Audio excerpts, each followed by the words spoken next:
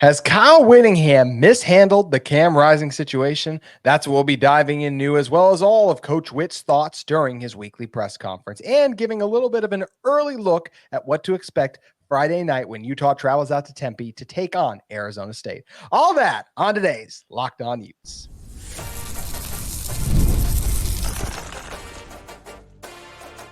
You are Locked On Utes, your daily podcast on the Utah Utes. Part of the Locked On Podcast Network, your team every day. Hello, everyone, and thank you for making Locked On Utes your first listen and view of the day. We are part of the Locked On Podcast Network and available wherever you get your podcasts, as well as on YouTube. If this is your first time listening to the show, make sure you like and subscribe. Love interacting with everyone in the YouTube comments, as well as on social media, where you can follow our show at Locked On Utes on X. Today's episode of Locked On Utes is brought to you by our great friends at FanDuel. Today, you can place your first $5 bet, and you'll get started with $200 in bonus bets guaranteed. Visit FanDuel.com to get started. My name is JT Wistrcill, former intern inside the University of Utah Athletic Department. Excited to be joined on today's show by Matt Patton of Utah Rivals. And Matt, when you're talking about the Cam Rising injury situation, it's incredibly complicated. And it's not an easy thing to handle, because that's just where I want to start. Has Kyle Whittingham handled Cam Rising's injury situation correctly? And I believe the question is clearly absolutely not. I look back on multiple things as to why it's not. I understand his points on competitive advantage. I will say, I think it is overblown how much of an advantage it is. I don't think Utah schematically does things drastically different when Isaac Wilson versus Cam Rising. Now, if you want to say like, well, there's more guys in the box. Yeah, I don't think that's a change that requires hours of time. And I think the biggest thing that I look at is not even like just a competitive advantage and keeping the fans in the dark. I think it's really what Cam Rising has had to endure in a way, because then you get people calling out his toughness, his ability to play through injury, when that's not up to him. He's been ruled out medically, but Kyle Whittingham comes out and says, oh, he's a game time decision. He's a game time decision. Well, if you over and over again say a guy's a game time decision, that's not this term you should be using. You should be saying he's questionable, like week to week, like by making us think he's close to playing. I think that's what's led to some of this fan base getting a little extreme and accusing Cam of things that I don't think are fair at all. I don't like that the target that's been placed on Cam's back. And because of the comments that Kyle Whittingham has made, because of how he handled the situation last year and how long he refused to rule Cam out for, I believe a lot of the flack that Cam gets, it's undeserved. But I do think if Utah had handled the situation, Kyle Whittingham had handled the situation better, I don't think some of the fan base that we've seen turn on Cam Rising, I don't think that would have happened if this situation was handled with more honesty on the injury. I understand why it hasn't been. I disagree with the competitive advantage, but I do think that unfortunately a lot of the flack that Cam gets is because of the comments that Kyle Whittingham has made. Yeah, I don't disagree with Whittingham to not share that information, but it's the way that he is. Mm-hmm. I actually, I would almost go further and say he should be even more discreet, but just leave it at that. Just say he's got a hand injury. It could take a little while to heal. Yeah.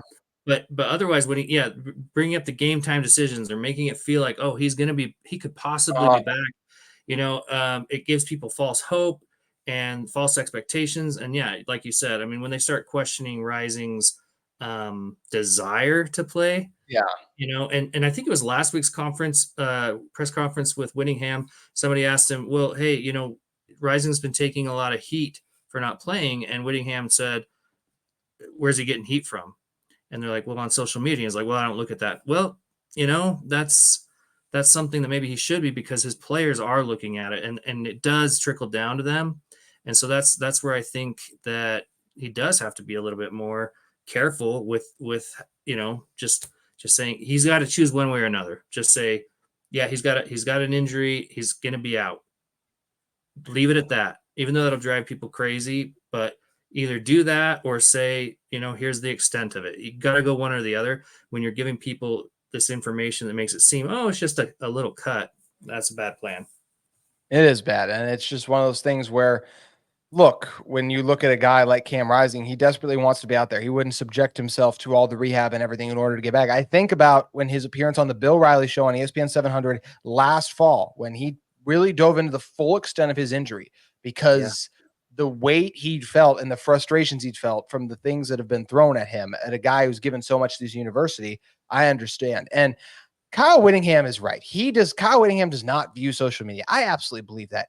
Cam Rising may not look at YouTube comments and any kind of social media content too, but it's impossible to be someone around Cam's age and not have someone in your circle or around you hear what's going on, and that gets back to you. And anytime you hear people, especially when it's like, wait, the Utah fans are going at me after I helped them win 2 Pac-12 championship games, after I've played for all the injuries, after all the practice time and everything I've sacrificed, they're going to question my toughness. That's where last fall comes out. That's where there's frustration too. And also, I've said this before on my show, but I really didn't like that Kyle came out and did that when his own star receiver on his team, Dorian Singer, said Cam Rising is going to play. So for him to then act like that, well, I never said that. Well, yes, you didn't say that, Kyle, but a lot of other people said that too. And I do appreciate that he said that he would be down if he'd have to be. If the injury report, he's in favor of an injury report. I think there absolutely should be an injury report with the amount of money that is now involved in college games, not just from a betting standpoint, but now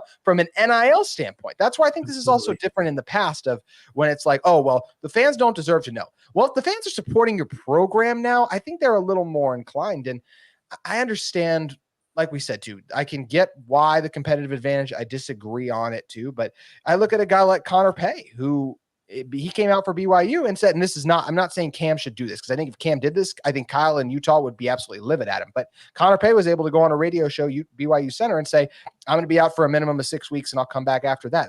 It's nice to have that clarity, and it doesn't change BYU that much. Center versus quarterback, of course, but it just, once again, if you had that clarity, it protects Cam from negative comments, which no matter who you are, those are going to wear on you. So I really wish that injury reports were mandated, and I think it would save us all a lot of headaches.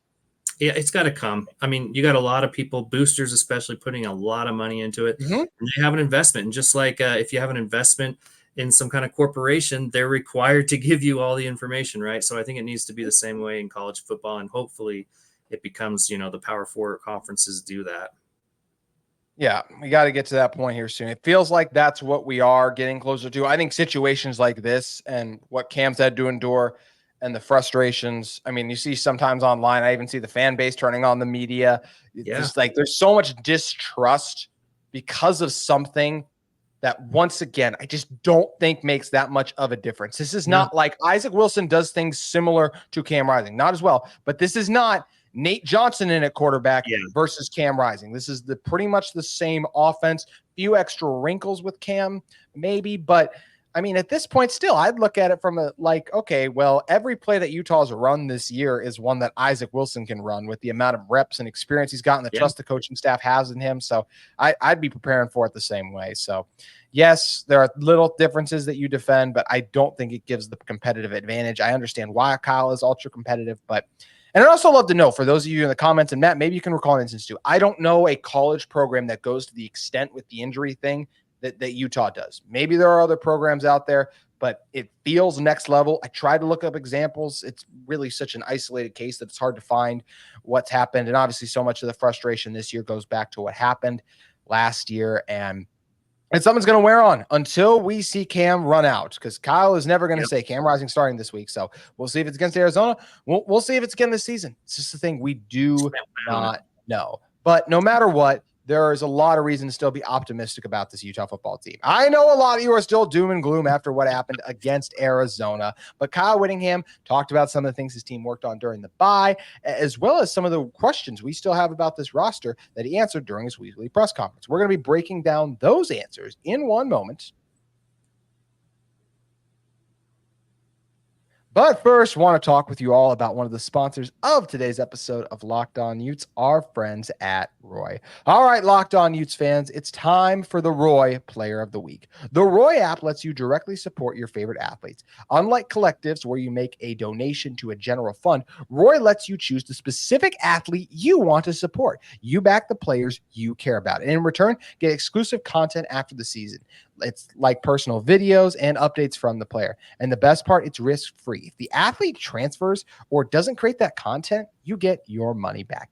This week, even though Utah was on a bye, I decided to choose someone that I feel like has been balling out all season long. It's Utah's leader in tackles, Teo Johnson. Teo's been fantastic at the safety spot for Utah. He's been great in coverage, as well as whenever he comes down in the box, he's an elite tackler and someone that has been a revelation of this Utah secondary that lost 2 other players to the NFL.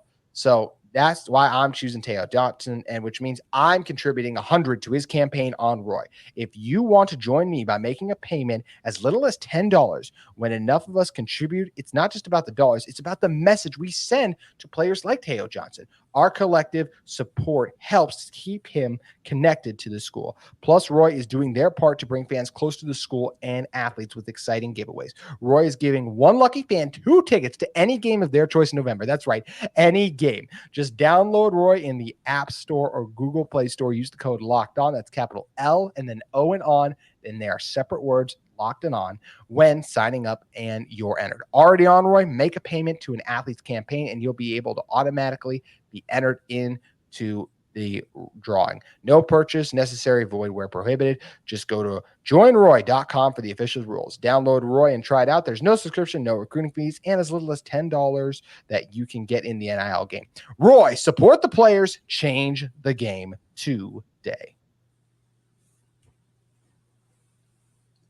All right, Matt, we had Kyle Whittingham's weekly press conference, and of course, Cam Rising answers were all the rage, but there were a lot of other things that he discussed. And I thought the most interesting thing is he was asked about his quarterback room, and he said that Isaac is still firmly the backup, which that is something I really appreciate that Kyle did, is not stir up a controversy. I think when you are dealing with someone as young as Isaac Wilson, the best thing you can do is be confident, show support with him in the building. Some guys respond well to the, oh, someone's creeping up on you. But when it is so young, trying to make the just adjustments and navigate the game, I think the best thing for Utah to do was to throw their full support behind Wilson. They said Brandon Rose and Sam Heward would still be 3 and 4, somewhere in that range. But right now, Wilson is 1 until Cam returns, and they'll go back to 2. And I think that was the right call by Kyle Whittingham. Yeah, it's clearly have a lot of confidence in Wilson, and I think they should. I mean, he really has done a good job. He's made some pretty big mistakes with interceptions. In fact, Utah's the only top 25 team that has a quarterback that's thrown 7 interceptions. Really? There's actually not even one that has 6 interceptions. So the fact that there's still a top 25 team with a quarterback that's thrown that many interceptions says a lot about the team as a whole. That is an incredible stat. And I didn't realize it was that number, because obviously had the 1 against Arizona, had 2 against Oklahoma State, had at least 1 against Baylor, right, Matt? Yep. Definitely had 1 against Southern Utah. And then did you have 2 against Utah State, actually, or was it just 1? I'd have to look at it. But it's been in each game. So that's the thing. That is a fascinating stat, and that's where it shows the strength of this Utah team. And what that should also do to a lot of you listening is remind you of, like, wow, I know we lost to Arizona, but this team is so close to turning the corner and being one of the best teams in college football. And they're still right there in the Big 12. Yes, BYU is ranked higher than Utah. They're 1-2 spots above in the rankings. Even Iowa State, right? Baylor was still battling with them, keeping it close. Let's not forget, and I know I've talked about this before, before Cam Rising got hurt against Baylor, Utah was in the process of blowing the doors off the Bears. If you look at why Utah lost against Arizona, it is very easily to say, oh, if Cam Rising plays in that game and is even 90%, Utah probably converts in the red zone and ends up being fine in that game. So this is a separate conversation than the press conference, Matt, but I still just feel like the reports of this team's downfall are greatly exaggerated. Greatly. And I think actually Whittingham brought it up in this press conference. He says great teams can lose. Yes. And we saw that. What a great weekend we had, even with it being a bye week for Utah football. But how many top 10 teams went down against unranked teams? Something like 4 or 5. Alabama losing to Vanderbilt. I mean, it just happens. There's only 12 teams left now that are undefeated. And it just happens. I mean, good teams can have those weeks where things just don't go right. That's what happened with Utah against Arizona. Also, I still just think it's so wild that people would quit on this team and question that team when we are just a few years removed from 2021, when what happened? This team started 1-2. They lost to 2 non-Power 5 teams in BYU and San Diego State at the time. And people were like, the sky is falling, and instead Cam Rising came in and things got sorted out from there. Cam Rising could come back. Utah can still, I'm going to still pick Utah to beat Arizona State. It's a better Sun Devils team. This will not be the blowout it was in years past, but Utah is still a better team on paper. I still think it's so wild that we see people counting this team out when time and time again, they've proven how good they are. I know the home loss was uncharacteristic, but there's things about that matchup when you look at what Noah Fafita is capable of doing that I'm like, oh, okay. And if your offense is better, you're totally fine. Should I feel better about Utah and their loss to Arizona at home with a backup quarterback, or Missouri, who got their doors blown off by Texas A&M? That's where it's important not to overreact to the things that happen each week in college football. But Matt, I'm curious for you. What was your biggest takeaway from Coach Witt's press conference that we haven't talked about yet? I think exactly what we were just talking about, just that the sky's not falling. He still seems very confident in the team. He still feels pleased with what's happening in the quarterback room, despite having Rising out. I think his overall confidence in his team. He always says this is a good team, and he mentioned that quite a few times. I think also just his pointing out the run game, how Bernard has been okay with that. But the thing that I liked was that he mentioned Glover might get some more carries. And I like the sound of that because Glover is a talent. I know he hasn't been what people wanted him to be, but here's a guy that's had a lot of experience rushing with this offensive line. And I think if Glover can get back into good graces and get back on the field, he's going to be able to convert some of those things that some of these younger running backs haven't been able to do. You ever want to peek behind the curtain? We had like a brief 5-minute pre-show meeting. We did not mention this point, but this is absolutely where I wanted to go next, Matt. So I love that you went there. When you're talking about, he said Makai's been great and that the other guys are growing, right? He talked about Mitchell just being the freshman, but he's had nice moments. And Mike Mitchell absolutely has had nice moments. Mentioned the Dijon Stanleys with his specific package, but he's not built for a Makai Bernard workload, obviously, in between the tackles. And Charlie Vincent's gotten his shine, but I totally agree. I love that we're seeing some of Glover. When Jalen Glover has been on the field, it's not like in the past I've ever gone, wow, Utah's run game has fallen off. Has Jaquindon Jackson been better? Is Makai Bernard better than Jalen Glover this year? Yes, but I don't know what happened there because he looked absolutely fine in the first game, and we've really seen him disappear since. I don't know if it's injuries. We do not know what the whole deal is there, but he's a quality back. And especially if Makai was ever to go down, that's a guy I want to get a lot of the carries too. He has more experience than a Mike Mitchell. I think his field vision is a little better. So I think those are all very important things. And this Utah backfield, because of how good Makai's been, Makai to me has been the best surprise of the season. And everyone thought he would be good. I don't think anyone thought he would be. Well, I don't know how the bye week affected him, but he was 6th in the nation in rushing before the bye week. So he's been just fantastic too. And obviously still had a strong performance against Arizona. Speaking of the Arizona game, that was the one thing I thought was interesting. Kyle Whittingham did mention, he was asked right off the top about the decision to go for it twice early and said the analytics were in favor of going for it on both times. I get that. I think points are important enough in college football where this is where the second time I think it would have been important for Utah to get points. And Kyle said, hindsight's always 20/20, right? Yes, it is. I was good with going for it the first time. I think this is where I would love for analytics. I don't know if they can factor this in. The deflating feeling that comes over your team when you stall twice in the red zone and don't have anything to show for it has to matter something to me. So and that's where when it's 7-minute drives, right? So that's where the second one to me, I wish they would have kicked the field goal. Honestly, I wanted them to kick a field goal on the first drive. I can get behind why they didn't. And the second one, even though I know they were even closer, I still wouldn't because I still would have kicked the field goal because I just feel like you need points. You need to come away with something on that drive. Matt, how would you have handled that for Utah? And do you agree with how Kyle handled it? Oh, I'm a huge analytics guy, and so I agree. Absolutely go for it that first time. But when you see the momentum that gets killed by something like that, I agree with you. You get down to that point, you think, hey, what's going on right now in my freshman quarterback's head? What's going on with my young, running backs? Even if it's Bernard, he doesn't have the experience of being the fourth, the third down and short converter. That hasn't been his job until this season. And so I think you do need to look at that. And what it does to the stadium. The fans went just completely silent, almost antagonistic against the team and against the coaches because they're like, again, really? And so, I think you got to take some points there and just keep things feeling like, okay, we're doing okay. And yeah, so I agree. I think the first time, absolutely. The second time, you got to kind of think about it. And they finally learned the third time, and they kicked a field goal. But by then, it was just kind of too late. When you have essentially two deep turnovers, is what that becomes. It just killed them. And then you get away from the run in the second half, in part because of it. And I know it's 6 probably wouldn't have done Utah a ton of favors in the game overall if they had 6 points instead of the 3, but I still believe there's something to be there for the boost. And even just being closer by 3, I think they would have ran it more in the second half, and it would have been a better recipe for success. And really quick, if you are going to go for it on 4th down, please don't have the do or die play go to a guy, and I like Caleb Lohner. He's done positive things, but do or die situation, a guy who hasn't even been a college football player for a year. I'd rather that be Brant Keithley. So many other things. I know it was an RPO. It was because they could have given it to Mackay, and it would have been close if he would have gotten in, but I just don't. Andy Ludwig's had time to clean things up offensively. Hopefully, as we're gonna get to see on Friday. Speaking of Friday, Matt, you mentioned the analytics. You do a great job on Twitter, dropping the stats and the analytics each week. That's something I'm excited to get your thoughts on and offer up my own first little preview of what this Arizona team is going to present in the form of a challenge to Utah. That's what we are going to be discussing in one moment.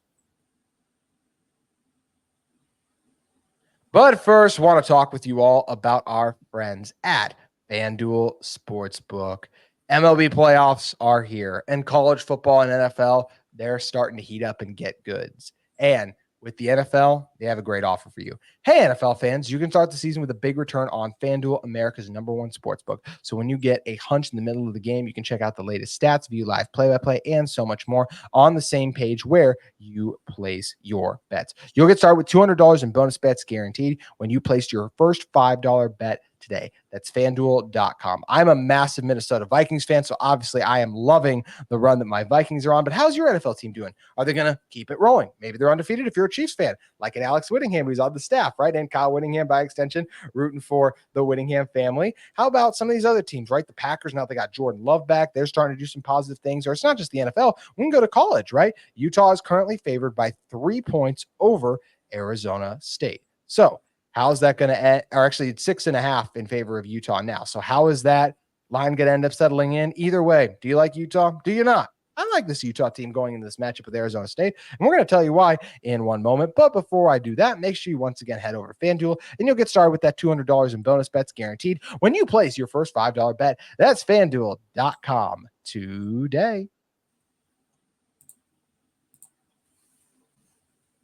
All right, Matt, looking at this Arizona State team, they're improved. This is not the team that 55-3 last year was in Salt Lake City. Yeah, they absolutely destroyed them. It was an embarrassment to Arizona State. It was a terrible look on their program and the direction they're going. And I really like Kenny Dillingham. And this is the year where it's like, okay, now they're starting to get rolling. You looked at it, they got a win over Wyoming. Wyoming's not great, but still 48-7, did what you're supposed to do. Then in week 2, Arizona State, I loved it. Beat up on an SEC team. Yes, Mississippi State's not good. Mississippi State's probably the worst team in the SEC this year. But either way, Arizona State didn't have high expectations, and they beat them 30-23. You had a scare against Texas State, but found a way to win, that's the type of game this team loses in the past to me. You lose to Texas Tech. Texas Tech is a very interesting team. They almost lost to Cincinnati. They almost lost to Abilene Christian. So the Red Raiders are all over the board, but they have beaten some good teams too. They beat Arizona this last week. So lost by 8 to them. Not bad. And then you beat Kansas. Oh, Kansas, just the disappointment of the Big 12. All of these people were like, I actually think Kansas is going to be the team to break through the Big 12. And that is a season that has gone way off the rails. Yeah. But Kyle Whittingham even highlighted what this team does, right? It's Scatabo. He's a fantastic running back. He can be an option out of the backfield too. You get a guy like Levitt, and both those two are averaging 5 yards per carry. You get receivers who can make some plays downfield. And this is an Arizona State team that, because of guys like, they had Scatabo last year, but Levitt has been a big difference maker for them. Kenny Dillingham settled in. They've just gotten better overall. Utah is still better than Arizona State, but this is a much different Sun Devils team than the one they've seen in the past. Yeah, I mean, statistically, this is the best team that Utah has faced this season. Just looking at numbers alone, because you could have said Oklahoma State, but their defense was just so bad. And you look at Arizona State, they are. We'll say really quick, 31st ranked defense in yards allowed per game. Like, we're talking about a team that gave 55 to Bryson Barnes and Nate Johnson last year. Yeah, that they have completely changed their defense. Yeah, look at it. The rush defense is only allowed 96 yards a game. That's number 20 nationally. And then on the opposite side, They're number 16 in rushing, mostly because Levitt is such a good runner as well at quarterback. But I mean, 218.2 yards per game. So Whittingham talked a lot about this in the press conference. This is a team that can run the ball and stop the run. But I do want to put one kind of asterisk on that, and that is their top win, right, was what, Texas State. Is that their best win? Is that what I it's think so. You look at Wyoming, Really? you look at what Mississippi State is now, Yeah. Kansas, because they're a one-win team. Their best win is Texas State. Yeah. So you kind of have to look at that and say, how much is that because of their schedule? But they are 4-1. They're at home. But I think the biggest stat in this whole thing here is that they're playing a Friday night game off of a bye. Utah is, while Arizona State gets even less time to prepare for Utah coming off a bye and coming off a pretty emotional win, over Kansas. I think it's very similar to what happened with Utah, beating Oklahoma State and then having that short week while Arizona had time to prepare for Utah. So I think, to me, that's the biggest stat that I'm looking at this week, is just the fact that they're having to play a Friday game, against a team that's coming off a bye and a team that's going to be upset about their loss to Arizona. It's a great comparison. And you look at this Arizona State team too, and that is wild. You're probably right. The best win they have is probably Texas State. I mean, that is nuts. But because of Mississippi State and Kansas's issues, I have to agree with you.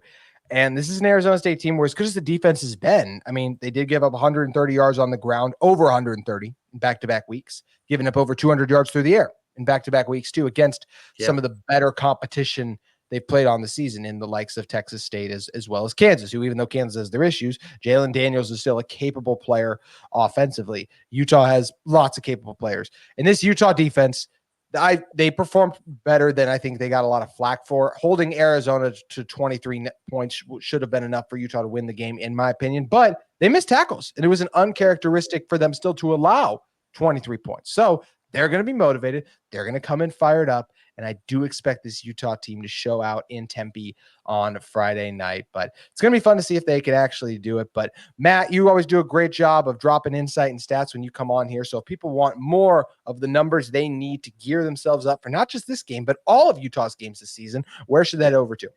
Yeah, utah.rivals.com. That's the Ute Nation. You can also follow me on Twitter. I put a lot of the stats on there. But if you just go to utah.rivals.com, I do a preview of every team. And check it out.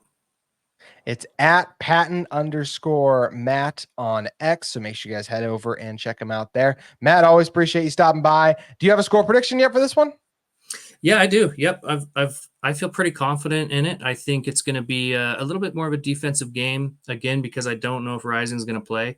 So I'm going Utah 28, Arizona State 21. Ooh, I like it. This game is, we both said it, this game's going to be a lot closer than the ones have been in the past, but still one. I feel like Utah's going to be able to find a way, and no matter who's in at quarterback. So we'll see and sort out who will be at quarterback. Well, I guess we'll have it all sorted out for us on Saturday, because Kyle Whittingham ain't going to tip his hat. We covered that at the start of the show. No, we won't. But it'll be fun to talk about all the other angles on this week's Locked On Utes. Going to have members of Pro Football Focus joining me at crossover with Locked On Arizona State. So lots still to come your way. Matt, thanks again for stopping by. Yep, always good to be on here. That's going to do it for today's edition of Locked On Utes, but we hope you'll rejoin us tomorrow.